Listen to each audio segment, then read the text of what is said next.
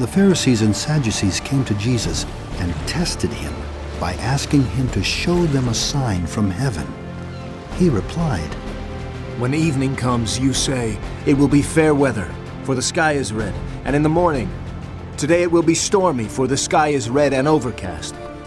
You know how to interpret the appearance of the sky, but you cannot interpret the sign of the times. A wicked and adulterous generation looks for a sign, but none will be given it except the sign of Jonah. Jesus then left them and went away. When they went across the lake, the disciples forgot to take bread. Be careful. Jesus said to them, Be on your guard against the yeast of the Pharisees and Sadducees. They discussed this among themselves and said, It is because we didn't bring any bread.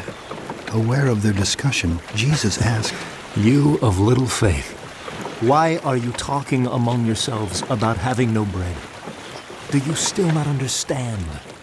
Don't you remember the 5 loaves for the 5,000, and how many basketfuls you gathered? Or the 7 loaves for the 4,000, and how many basketfuls you gathered? How is it you don't understand that I was not talking to you about bread, but be on your guard against the yeast of the Pharisees and Sadducees? Then they understood that he was not telling them to guard against the yeast used in bread, but against the teaching of the Pharisees and Sadducees.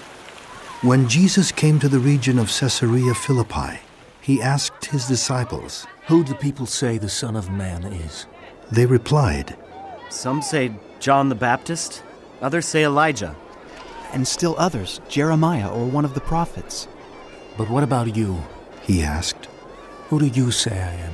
Simon Peter answered, You are the Messiah, the Son of the living God. Jesus replied, Blessed are you, Simon, son of Jonah. For this was not revealed to you by flesh and blood, but by my Father in heaven. And I tell you that you are Peter, and on this rock I will build my church, and the gates of Hades will not overcome it. I will give you the keys of the kingdom of heaven. Whatever you bind on earth will be bound in heaven, and whatever you loose on earth will be loosed in heaven. Then he ordered his disciples not to tell anyone that he was the Messiah. Tell no one what you have just learned. From that time on, Jesus began to explain to his disciples that he must go to Jerusalem and suffer many things at the hands of the elders, the chief priests, and the teachers of the law, and that he must be killed, and on the 3rd day be raised to life. Peter took him aside and began to rebuke him. Never, Lord, he said. This shall never happen to you. Jesus turned and said to Peter, Get behind me, Satan! You are a stumbling block to me.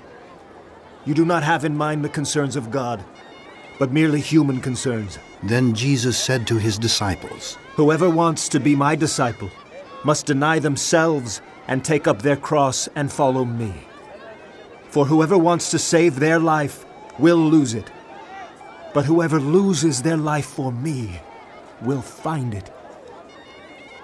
What good will it be for someone to gain the whole world, yet forfeit their soul? Or what can anyone give in exchange for their soul? For the Son of Man is going to come in his Father's glory with his angels, and then he will reward each person according to what they have done. Truly I tell you, some who are standing here will not taste death before they see the Son of Man coming in his kingdom.